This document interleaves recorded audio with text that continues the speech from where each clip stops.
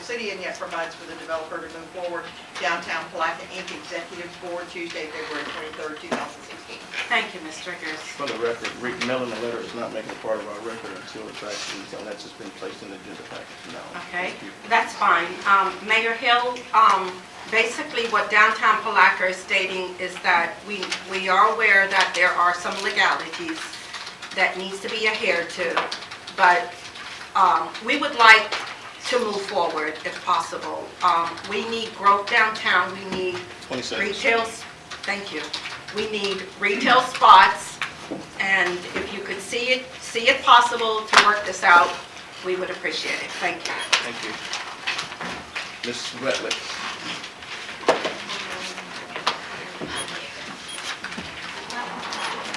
Good evening. Annie Swetlick, 511 North Church Street, Palatka, Florida. This is a letter from my friend Linda Kreider, who is not here, but I asked if I can read this. It says, I'm sorry that I'm unable to be there tonight for the meeting, but hopefully lots show up to support Corky and continuance of progress on Riverfront Square. If I was there, and in parentheses, and perhaps someone can read this for me, I would quote from an article I just recently found in Fort Lauderdale's Sun-Sentinel, where I am visiting my brother in our childhood home.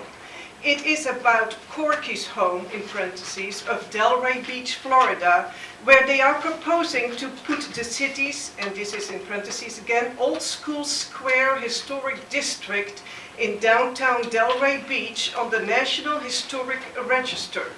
Their mayor, Gary Glickstein, was quoted, preservation-minded communities like Charleston, Santa Barbara, Savannah, and Miami Beach are among the country's most desirable places to live, work, and vacation precisely because they have protected their unique architectural heritage. Exactly, I believe, what we are trying to do in Palatka, and is what the Riverfront Square project is all about. Let's forward on it. Please, Linda Kreider. Thank you. And for the record, if I can say something, I'm from Holland. My hometown is a little town. There is an old church. It burned down. The church is about, what are we now? 2016. The church was built in around 1300, so it's over 700 years old. The roof burned. All the woodwork burned. There was a big fire. They're not tearing it down. They didn't have money to fix it up, but they put a big glass a roof over it, and now we have ballet there, we have people showing their artwork, we have Christmas parties. So for everything old, you know, you can find a beautiful destination for it. Thank you. Thank you. Mr. Ross.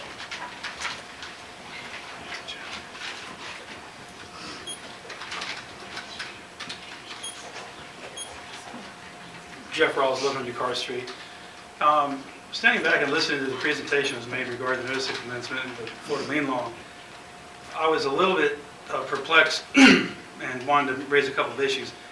If a notice owner is served in the city, like Mr. Hill said, that just notifies you that something imminent has happened.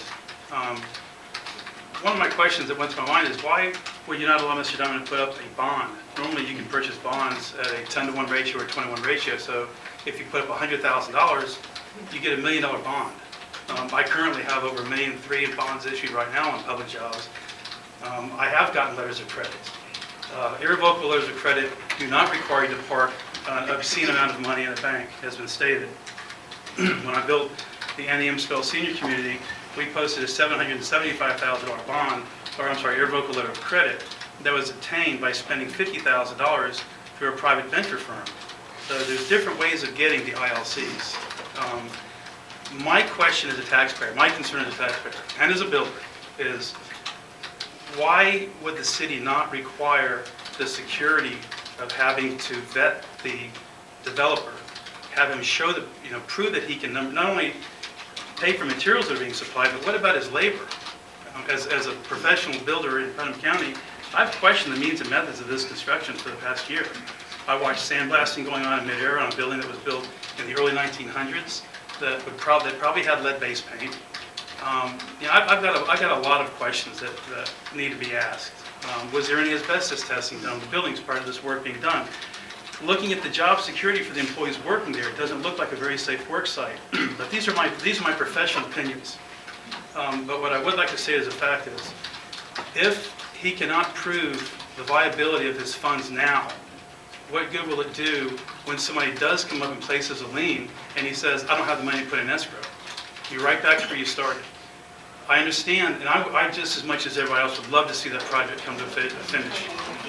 But if there's no money, if you can't prove there's any money, then it's not going to do you any good. And I personally would not engage in a contract with a customer that could not prove to me that they had the funds to move forward. We have had instances in the past where we've been taken for a ride as a business because we did engage with somebody that didn't have the money to finish a project. And I would encourage you to consider that when you're during your deliberations. Thank you. Mr. Skarbowski.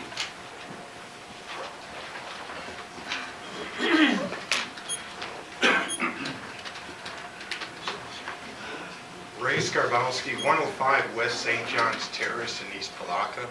But I've been here about 9 months, and we go to school for the deaf and blind because my grandson was born blind, and he goes to that school. We go to St. Augustine a lot, and downtown, in the 9 months, you've seen such an improvement. Buildings are being flourished again, the lights outside, and you people on here, as the city council and the mayor, you've done an excellent job for the hard task that you do have. But you know, if this was the time where, on the first service I came, to the meeting I came here, Mrs. Sheila McCoy had played at the Holy Spirit fall fresh on everyone for a new idea. And Mr. Mayor, I heard you say we need a new idea here, something different. That's what's happening now. Now, if Mr. Corky, I don't know him, but if in the old days, God used to search a man's heart, and trust and integrity was on a man, as you all have trust and integrity from when I first met you. But if we had the trust and integrity like God watching us, we wouldn't need all the, a handshake would be sufficient. For this example, a man sold his house, and he went to and gave a testimony on what he sold it for. He's talking and talking, and all of a sudden, the man said, "Why are you lying?" Poof! He fell dead. Now the wife comes up, going to give the same testimony. She didn't know he died. Now I'm going to go ahead and I'm going to give this testimony. Pow! She died. Now one person start lying anymore. They don't need attorney. See, God was their judge, and we don't have God bless America no more. So help me God on the Bible no more. Lady Justice has her eyes open to see how big your wallet is. It's no more telling the truth. But you all know the Holy Spirit lives here in Palatka. God's in control of Palatka, and there's a revival in Palatka. But Mr. Corky, let the attorney come up. Mr. Corky, let him stay there. And the attorney's laying here, and Mr. Corky's coming up, and he's going to give the same stuff. And Mr. Corky's laying here. Someone's lying. Sure do. But I think we all need to look in the mirror and say, what's coming from our mouth? If God was judging all of us, would we change any different? But thank you, Mr. Mayor, and thank you, council people. You're doing a good job. God's in control. So God bless America. God bless Palatka for growth. Man. God bless I'll let you clap on that. Mr. Brown.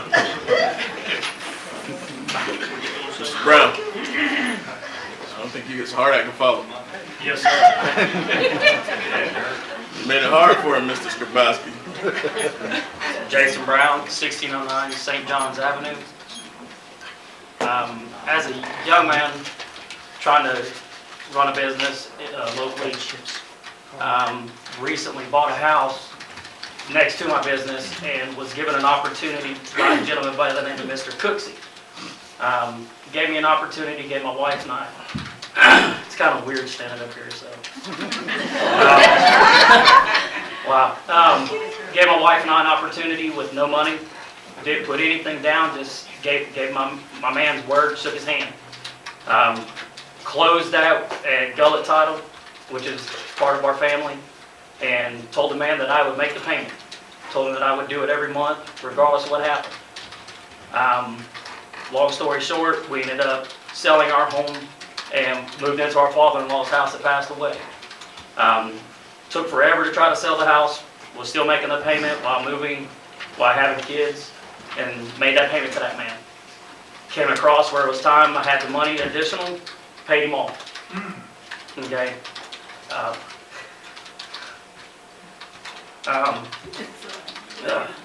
Thinking of my son.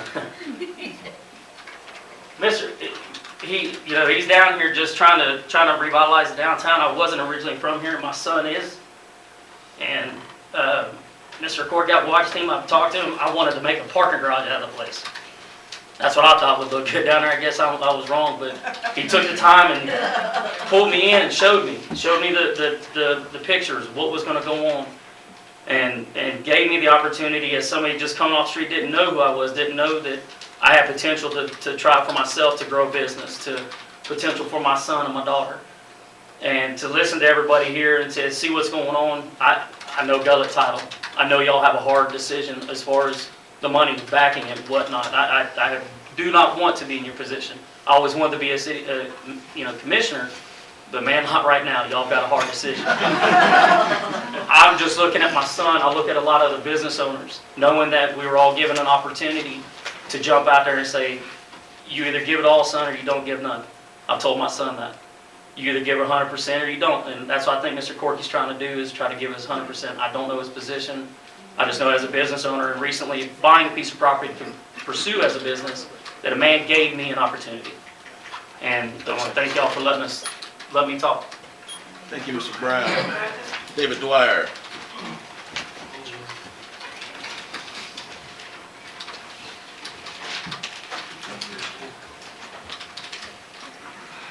David Dwyer, 103 Springdale Drive, Palatka, Florida. I am the owner of Palatka Heating and Air. I'm third generation heating and air conditioning contractor here in Palatka. My grandfather started a business in late 1950s here in Palatka. I entered into a business relationship with Mr. Diamond on the GP Environmental Building. Did all of the heating and air conditioning on that building. I think that's owned by the city of Palatka now, and y'all got a heck of a heat and air conditioning system in there. Did a good job. Shout outs. Not many people look at that. They look at everything else in the building, but they don't look at all that beautiful ductwork and that thing. At the time we did that, Mr. Diamond's always, hurry, hurry, hurry, gotta go, go, go. We got in there, we did it. Every time we reached a point for a draw, we received payment on that. Up until the last of it. I've been paid in full for that. That's sometimes a tough thing to get nowadays in the contracting business. We've been paid for full in that. We do have a design for the other building if it moves forward. Really, really fine system in that. Corky's told me no budget, just big, big, big. Gotta have it good. So we hope that it moves forward where we can do a heck of a recognition system of that. Thank you for your time. Thank you. Commissioner Lible. Citizen libel tonight. Thank you. P.O. Box 401, Boston, Florida. Mr. Mayor,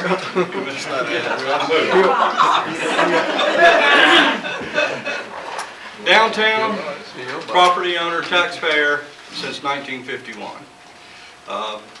David's grandfather was just up here, moved out of our building, the tire shop, and my grandfather moved in. And we have been here ever since, and this community, your families, Commissioner Brown especially, they have really supported us. And in turn, I want to support it back as a citizen. I'm talking today.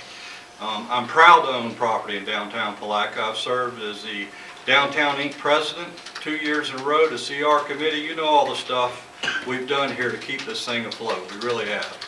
But I've never been prouder of my city commission.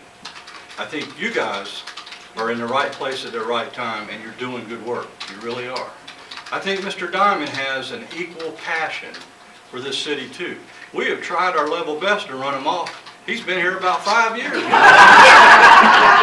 run a lot of people off. You know, I'm not staging it up here, but we have, Commissioner Brown. Before the recession, we had many opportunities, and we won't go into why they didn't work, or, you know, they just didn't. But we can't sustain much longer. We do need to have some progress. That is the highest traffic count in the whole county of Putnam, right out there. It says who we are, and I'm very proud of the way it's looking. You guys have done a great job. The hotel, the environmental center, and Corky's riverfront project is beautiful. Those balconies, I'm just here to encourage y'all to find a way. And I don't know what the answer is, but I felt compelled to come down here and tell my story. I really did, and I really encourage you to take this thing forward and keep doing what you're doing. I feel good for the first time in years. We've been through a long recession, but as a taxpayer in downtown Palatka, I'm proud to pay everything but your fire fee. I was a little high about that. But I will pay it. If you find a way through this project, I will pay my bill with it. Anyhow, thank you. Thank you for your service. And it feels funny to be at this end of the podium, but I appreciate what you're doing, and I appreciate what Mr. Diamond's doing. Let's get this thing done and move this city forward. This is the county seat, and I want it to be the best it can be. Thank you. Are there any more, is there anyone else here for public comment? Fill out a speaker's card for me. You can come forward if you promise to give them the card later. Do what? Have you filled out a speaker card? No, I didn't. I didn't know. You can back there. I'll let you speak and you can fill the card out, not pro tunc. And not what? Not pro, after the fact. Just come on, you fill it out after you finish talking, so we speed the process up. I'm gonna make sure everybody. This is the first time for me too. My name is Nathan. Oh, your time's up. Your time's up. Okay.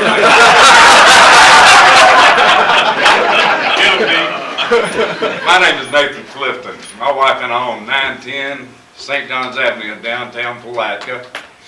I was born here in 1948 at Mary Lawson Hospital.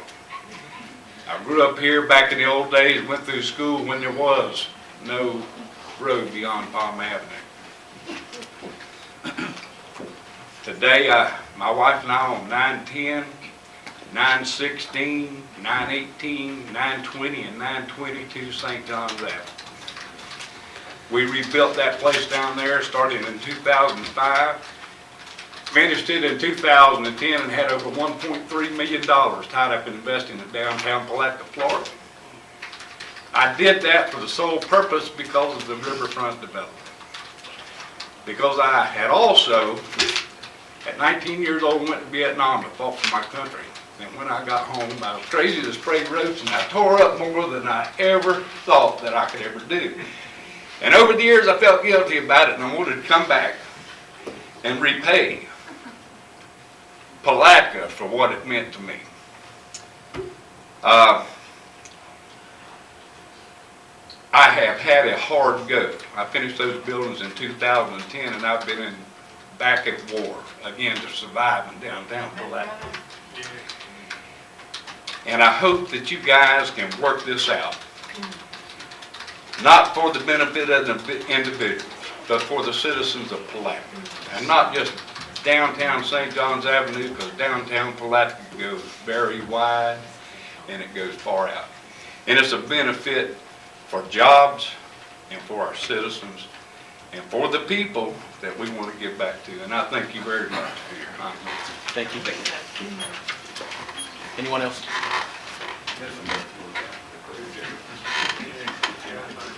Mr. Woodward.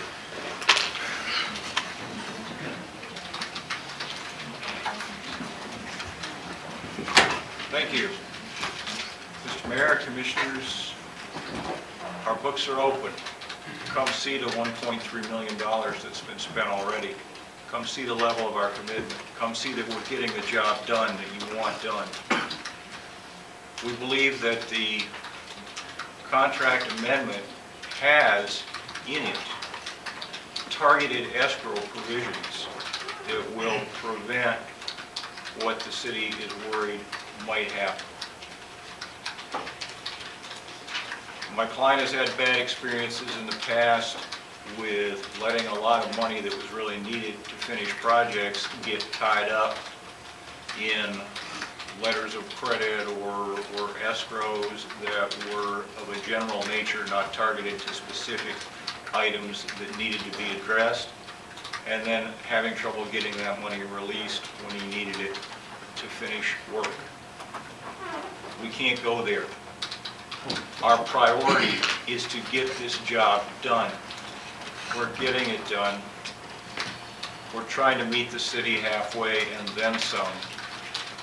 in its need for protection against a situation that has not arisen and that we don't think will. But we still want that protection there. We think the contract amendment provides vigorous, robust protection for the city, but it does it in a way that lets us use our resources to get the job done for this city. Let us keep doing that.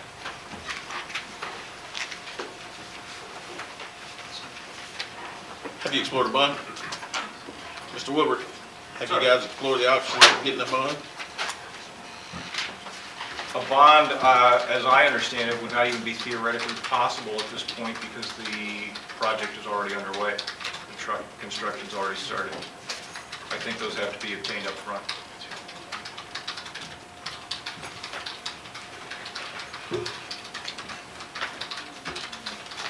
Well, even if you could get a bond, the money that you would put toward the bond, could you put that in the escrow? Not quite sure I followed. The monies that you would put, for instance, if you were able to get a bond, you say the project is already started, and based on the conditions right now, you're not able to get a bond because the project started. So if you were to explore a bond, would you be willing to put that amount of money that you would buy into a bond, use in a bond as part of just putting it into an escrow for security? So you're talking about, now you're talking about a generalized escrow account. So my understanding is that there's no amount of money that Riverfront would be willing to put up as security. Pardon? That there's not, and that there's no amount of money that Riverfront would be willing to put up as security for this project. Is that what you relate to us? In all common terms?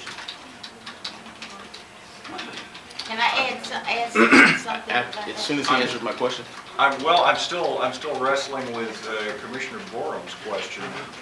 Okay, well, here's my concern. Here's my concern, and the first question I asked was, how protected would we be with the new amendment? You said you didn't know it could be 90%. I said out of 100%, irrevocable letter of credit, you'd be 100% protected. I said, what level of protection would we have?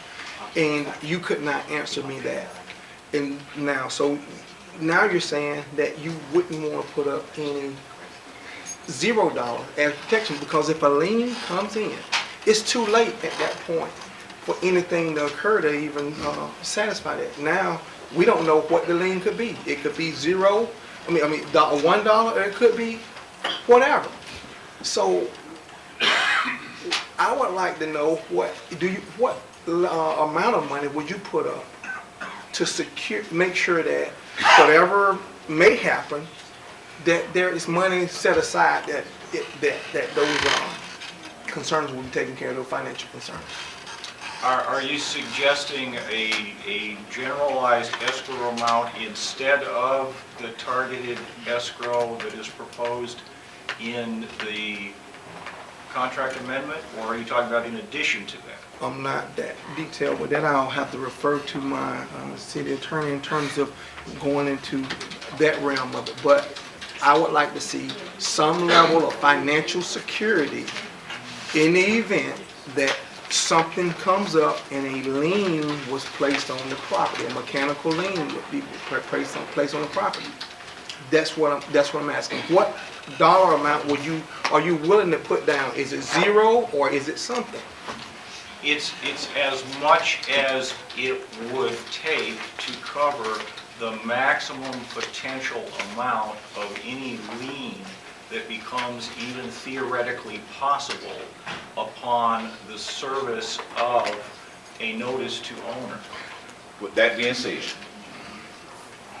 if Joe's Plumbing was on a subcontract for $45,000 to do your plumbing, would you put in escrow $45,000 in order to cover,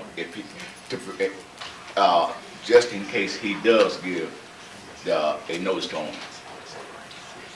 there would be no need for it until the notice to owner is given. The notice to owner is not a lien. It is not necessarily even mean a lien is coming. It's just a preliminary step that a subcontractor has to do to make sure the owner knows that there is the potential for a lien in the event the subcontractor does not get paid. You didn't answer my question yet.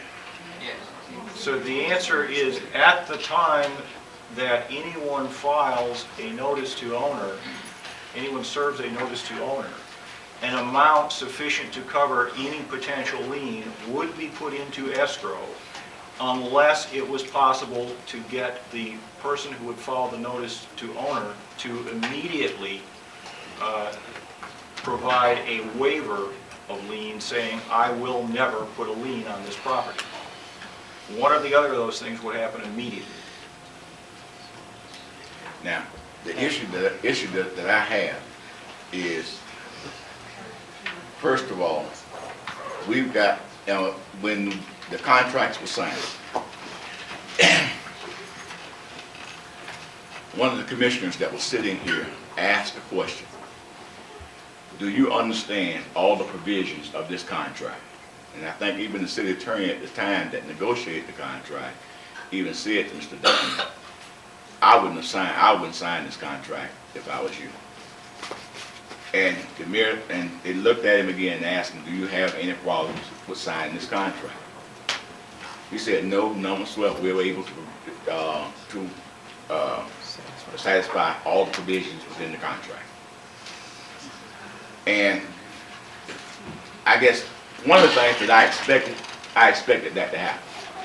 But when you come back and there's an irrevocable letter of credit that's required in that contract as well. But when you come back and you say you're not willing to put up anything, and the city will take the risk.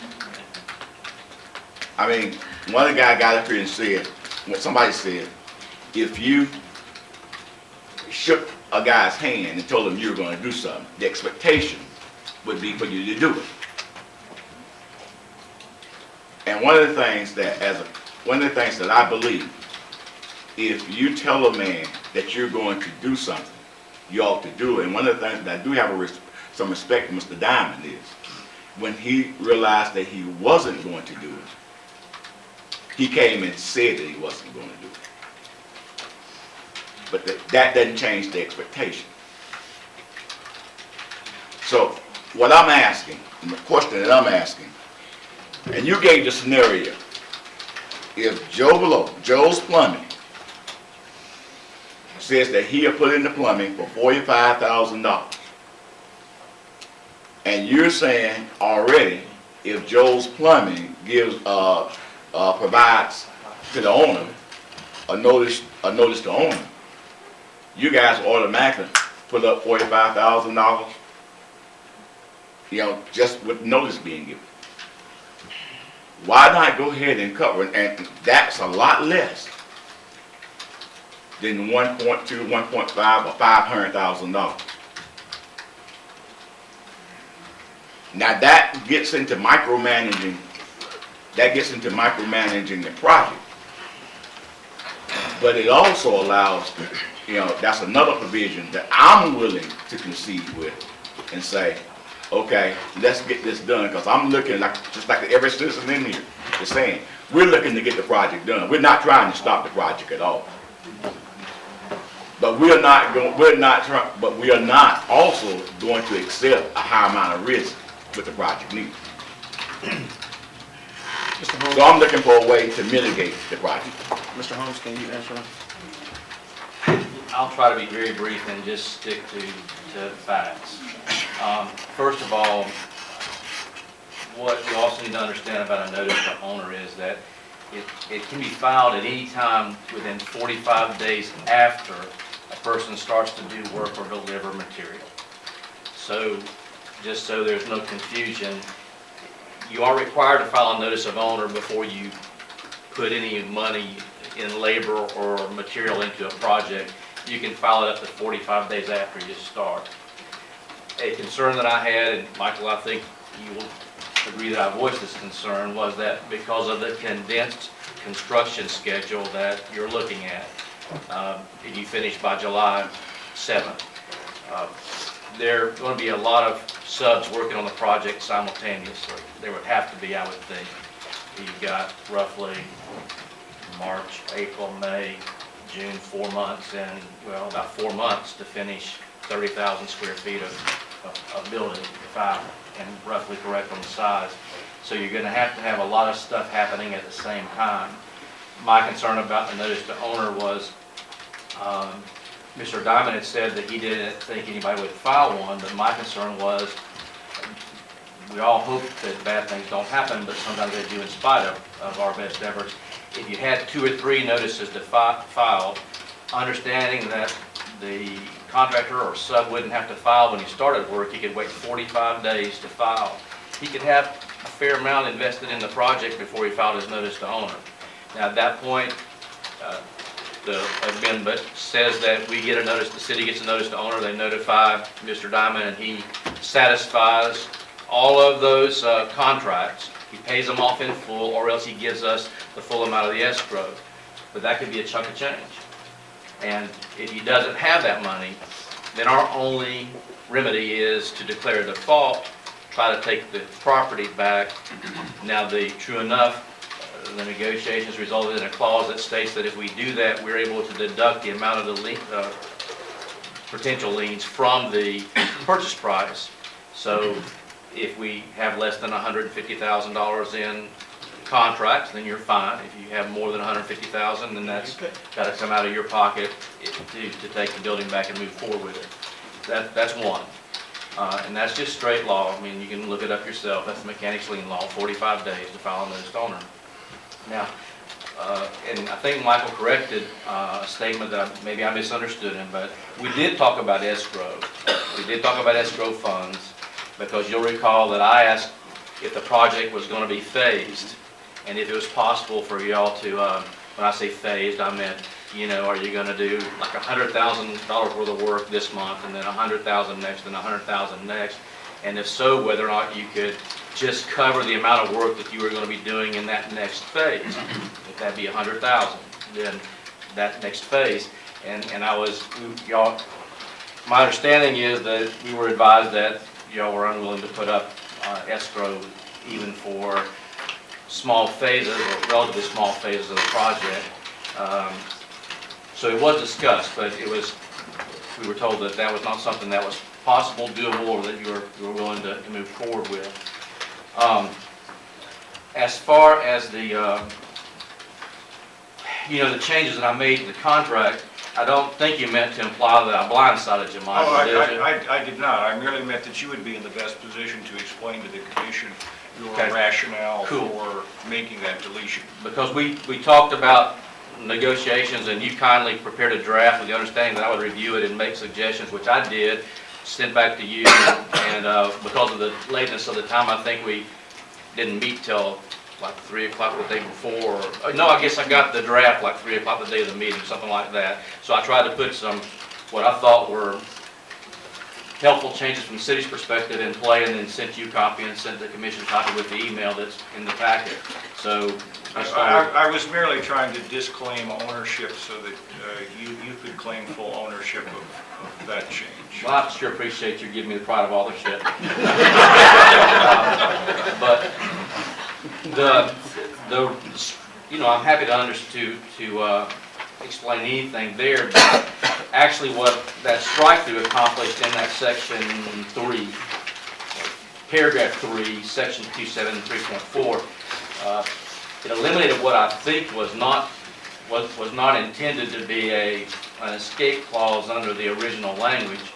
Under the original language, it said that we had the right to buy the property back if he hadn't allowed a mortgage to attach to the property. But we didn't have the right to buy it back if he had.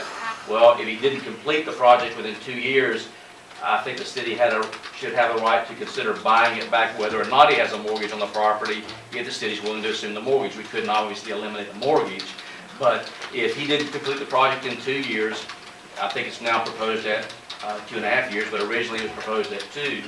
The contract originally said that as long as it didn't have a mortgage on it, we could buy it back. Well, really, that, in my opinion, that wasn't good language for the city's perspective. So I eliminated that language since we were making revisions in the contract. But I didn't sneak it through. I mean, I put the language in and struck through it so everybody would see, hey, I'm taking this out. And then you could object if you didn't like it.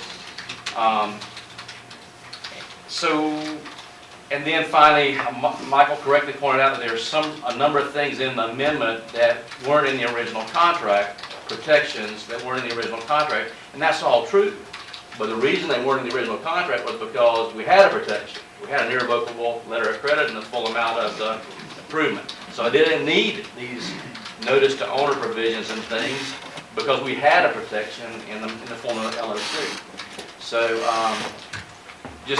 just facts. I'm not arguing in favor of or against, and I'm not trying to, as my email suggests, this is a policy decision for the elected officials, not for me. But I wanted to clarify a couple of things there in terms of what I believe that the city's considering. Any other questions from the commission? To the city attorney, I mean, from a standpoint of the risk to the city, where would you think the city would be in terms of risk as it relates to the project and any work that may go on and any possible liens that could happen?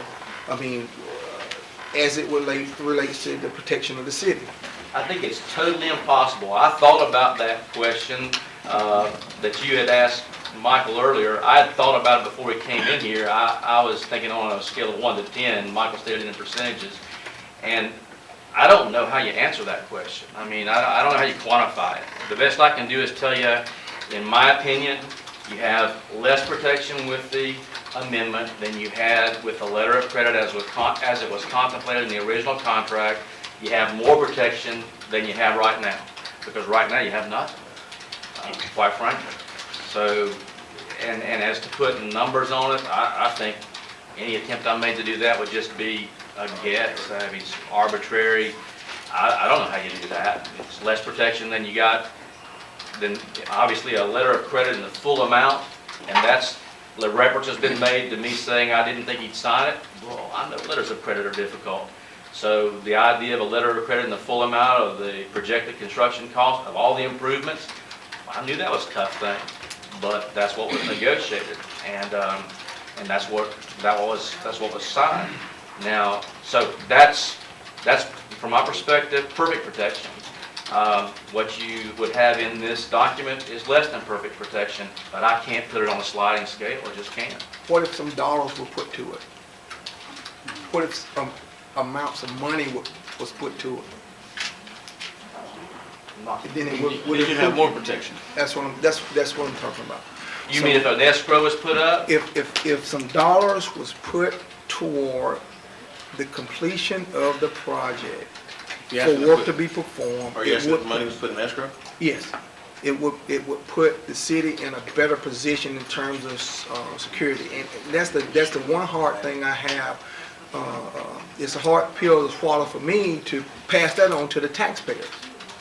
If in the event something happens, we're giving away this is a Rolls Royce down here. That piece of property is a Rolls Royce, and you can't afford to drive something around like that with no insurance. May I make a comment? Yes, ma'am. I've been sitting here listening, and I've been out in talking to people, and people are talking to me. I was gonna ask if you all could put money in escrow for a certain amount of what's left, and as you completed it, draw down, you could still have that cash flow going, because you want to keep a cash flow going, I'm sure. But we got to have some security. And as you finished part of the project and the risk got smaller, and you proved it by bringing us receipts and showing all of these bills have been paid, that would keep a cash flow going, but it would give us some security that money was there in case something happened. And you could probably sit down and negotiate how much you would need to put in to what's there to finish, and how much you were going to do to work on something, if you were putting in air conditioning and heating system, maybe put whatever be up to make sure that's taken care of. it's some way to get this down. I'll tell y'all a story. I had a Volvo, and I'm not gonna talk long. And it had a key. If you put the wrong key in, it would grab the key and wouldn't let it out. And me with my dumb self stuck the wrong key in because we had some other cars and I had them on the chain. And my son, my youngest son, goes ballistic when I do something stupid like that. And I said, well, fool, just call the company. Some other fool like me has done that. So I know somewhere in our negotiation, there has been somebody else that has had a problem, if not this problem, one near it. Finding a way to get through it is what we really want to do. And so we need to concentrate on how we can do it instead of what we need to do not to do it. One of the things, I'll chime in too, the last meeting, one of the things I said, was that we need to not look at ways not to get it done, but let's look at ways to get it done. And, I mean, Ms. Brown's scenario before the Volvo key it was a good suggestion. And I think where we are is there's a I think everybody wants to see this project done. I want to see it done more than anybody. We've had 100 conversations about this project. But one of the things I don't want to see is I don't want to see us paying off a loan so that we can have a building. We're spending we're paying $3 million on something right now just to bring something to the community. And it's only going to bring a handful of jobs. What I want to see is I want to see some level of support. I never advise people to talk when their council's present. So, but one of the things I want to see but what I want to see is, I mean, just something. The purchase price of this project, I know I said $500,000 earlier, but the purchase price of this project was $150,000. It would cost the city $150,000 to buy the project back if you didn't do what you had to do. If you were able to put up the purchase price alone and draw down in the final phases of this project, once there's been sufficient proof that all the other liens have been satisfied, and at that point your final phase is there, because one of the things I've heard was that you have the money to complete the project. If you got the money to complete the project, if you're only putting the money in escrow, if you're putting a portion of the money that you have to complete the project there, and you're drawing down at the end, which kind of makes sense what Ms. Brown's saying, which means that really you're not putting it up, you're just waiting to spend it later. It's already put up. You're just going to spend it later. So it shouldn't be an additional burden on you if you got the money to pay the project off anyway, to complete the project. But again, my question that I asked a long time ago was, are you unwilling to pay? Are you unwilling to put money in escrow? Are you unable to put money in escrow? Those are two different things. And that's really where all of this boils down to. The solution comes when there's communication as to what the true financial status is, if it's a financial burden, or if it's just, I don't want to do it. But if it's $150 for the city to pay to repurchase the property, then why not put $150 up and call it a day? I think that's a viable solution, and once you get to a point where you got $150 left in the last phase of the project, then create a system where you can draw down upon sufficient notices being in place and satisfactions from all those other lien holders that have been out there. Mr. Mayor, Yes, sir. I'm actually encouraged by what I'm hearing, because I think you understand we really are making an effort to meet the city halfway. I think we understand you're trying to meet us halfway too. I'm trying to meet you 90% of the way. I just want you to get it done. It's also obvious that our efforts in what we have hammered out and brought to you tonight need some more work. Did not. We've gone from a $3 million lien when this project first started, letter of credit when this project first started, to a general conversation about $150. If that's not given, I don't know what is. At some point, you got to give. And so, it's a situation of there's a situation where something has to be put up. I think that's the protection that's there. And that's minimal if we're talking about a situation where he's still gonna be able to access that money in the final phases. That's just me providing a suggestion. That's up to the rest of the commission as to which way they wanna go. But I think it's something that's viable. May I have a moment to speak with my client? Yes, sir. In my church, they normally say the hour is far spent. I would not disagree. I can fill the time. Your time has been exhausted and no one can donate you the remainder. Let's take a 5-minute break. We're in recess.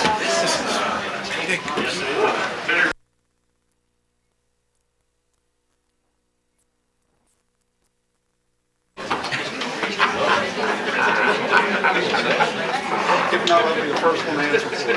You will? Yes, sir.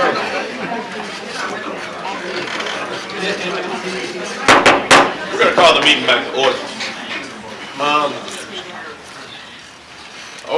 Over the break,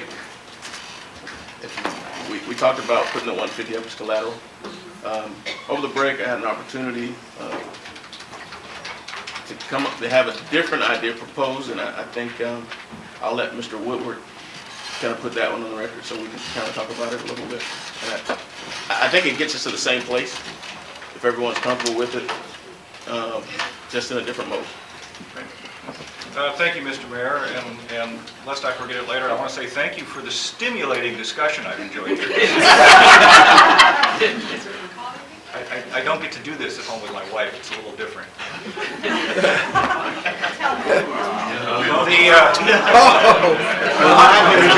He's on the record. Oh, yeah. Michael, you know these meetings are televised. We don't get that channel. We're out in Interlochen. We barely get radio. The $150,000 number that was proposed here a few moments ago is intriguing, pegged as it was to the repurchase price. In the event the city had to repurchase the property, God forbid that should ever happen. We don't expect it will, but that's your protection. What we're suggesting is, instead of putting $150,000 in escrow, we'll take the $150,000 off the repurchase price and add to your protection. So rather than, in the event the city had to repurchase the property for $150,000, it could repurchase it for $1, or you might be able to get us down to a penny.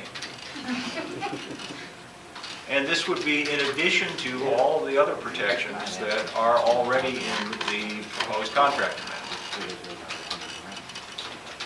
So it's sort of putting up the $150,000 in a different way. Right.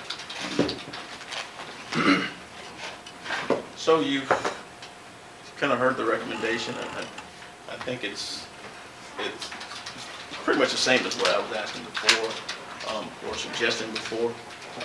I'd like to hear from the commission and what your thoughts are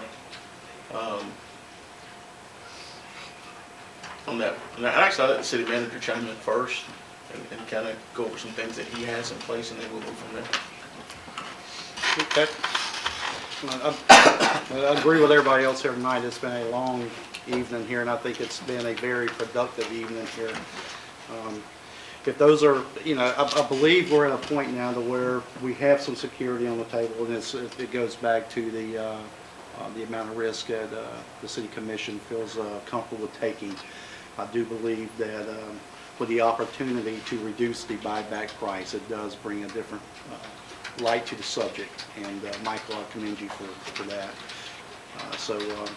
I believe we can manage the project as well as we can to ensure the limited amount of liens that are out there. Certainly communicate with the commission extremely often on this. I believe Mr. Holmes has explained the mechanics lien quite well. We are under a time crunch, and so there's going to be a lot of liens opportunities out there with the amount of subs and materials that are going to be purchased in a short time. But again, this is a policy decision for the board, and we'll work diligently to do whatever the board, the commission wants us to do for this project. Unless somebody asks. Any other comments from the commission? So I'll make my, I mean, I can definitely support that amendment, but this is gonna be something amended in the current contract, correct? The suggestion would be, my suggestion would be to accept the amendments that were brought forth by Riverfront LLC, Okay. amending the repurchase price to 1 cent as opposed to $150,000. You said $1. $1. 1 cent, 1 cent. I'd like to, I guess, make a motion to accept the agreement brought forth by River Development Group. Riverfront Development. Riverfront Development Group as amended, and we would amend the 1 cent repurchase price for the city as part of the agreement. Amend the 150,000 to 1 cent. No, we're gonna repurchase it for 1 cent. Right, okay. Yeah, that's what my motion. Michael, you could probably accomplish that if you would. Do you have the amendment in front of you? I do. Well, not to bring you back to reality, but if you take a look at it for a minute there, and the second page, last paragraph prior to paragraph 2. Second page, and you got a paragraph number 2 that starts out section 27.3.1. Okay, the paragraph immediately before that, the last sentence says, in the event of default by buyer, such that seller elects to repurchase the property. We could strike the rest of that sentence and just, actually, you're striking part of it, but you could add there, the repurchase price shall be $1 to give court concession. So that would read, in the event of default by buyer such that seller elects to repurchase the property, the purchase price shall be $1. I put 1 cent. He said $1, but he said that you may be able to talk them down to 1 cent. He didn't say that they would accept the 1 cent. That's what I got, the 1 cent, so I put that in. So we put $1. We'll make it $1. We'll be fair. Well, thank you. After beating me down all evening. You drive a That's hard what you had bargain. to pay you with, $1. You want change. Yeah. We're okay with that amendment? Second. Can I ask one more question now? I had, as you brought out, I modified your version by adding some language and taking some language out. Or is your client okay with the modification? Yeah, we'll accept your change. Call for question. We'll accept the amendment. So is your motion, just for clarification, you're okay with the change in price and you're okay with it? We're just basically accepting the amendment now Absolutely. with the changes that have been noted thus tonight. Yes. Okay. Is there a second? Keep Second by Commissioner Campbell. Any further discussion? Question. Questions been called. All in favor say aye. Aye. Opposed, motion carries unanimously.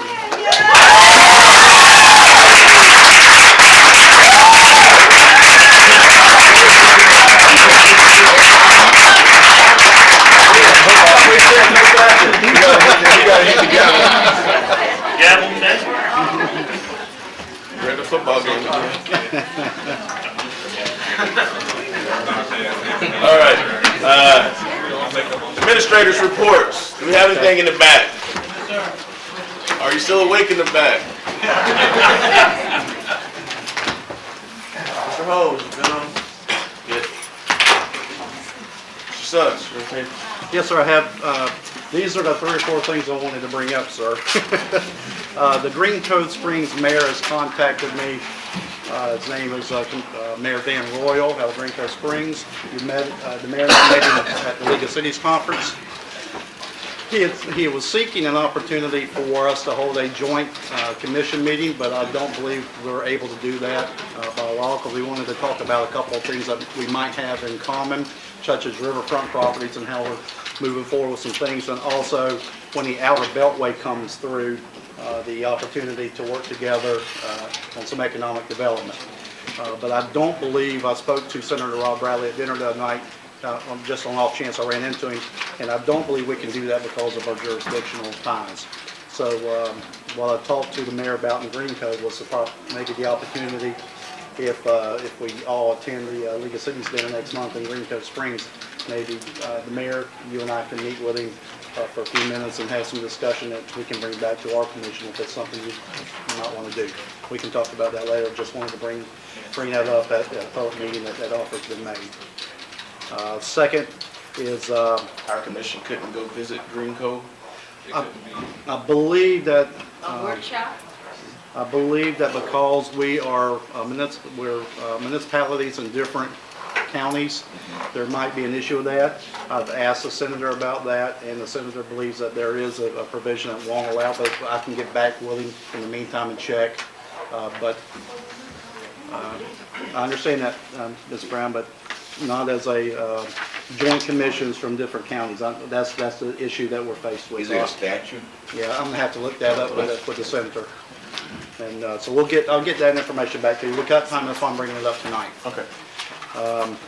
Secondly is, as you know, we, back in October, the commission approved an ordinance for us to get out of the burial business in the city cemeteries. That's been 4 months now. We haven't had any issues out there that I'm aware of. I spoke to one of the funeral home gentlemen here tonight with his daughter for recognition. He says it's going great, they don't have any issues. So it's time to put phase 2 in the plan, which is relocating our staff from out there. And just want to let you know that as of March 14th, we're going to relocate the staff member that was working out at the cemeteries, bring her downtown to a more viable position, and we'll have that office out there for when folks want to schedule appointments or need to meet and talk about the maybe a sale or something other. We'll schedule time to go out there, but we can use the full-time services somewhere else at this point. And moving on with that, and then last but not least, I don't believe Eli's here tonight, but is Mandy still here? Yes, I am. Where you at, Mandy? Hi, Mandy. For those of you who haven't had the opportunity, my wife and I attended the opening night at the Larimer for the, I believe it's called Eat Your Heart Out. It's a play that was put on this past week, and it was an excellent venue, a great play, had a good time, and I just want to say that, you know, we may be in the presence of greatness here. Mandy does a lot of great things for the city of Palatka, but I wanted to recognize Mandy and Eli, and I wish Eli was here tonight. They both participated in the play, and they were outstanding. You know, so as staff members, it's great to see the involvement out in the community. And Mandy, all kidding aside, you stole the show. You did fantastic. So, Mr. Mayor, that's all I have. Any comments from the commission? Just one, we have a meeting in 2 weeks. I want to see all of you back here. Absolutely. When we adjourn.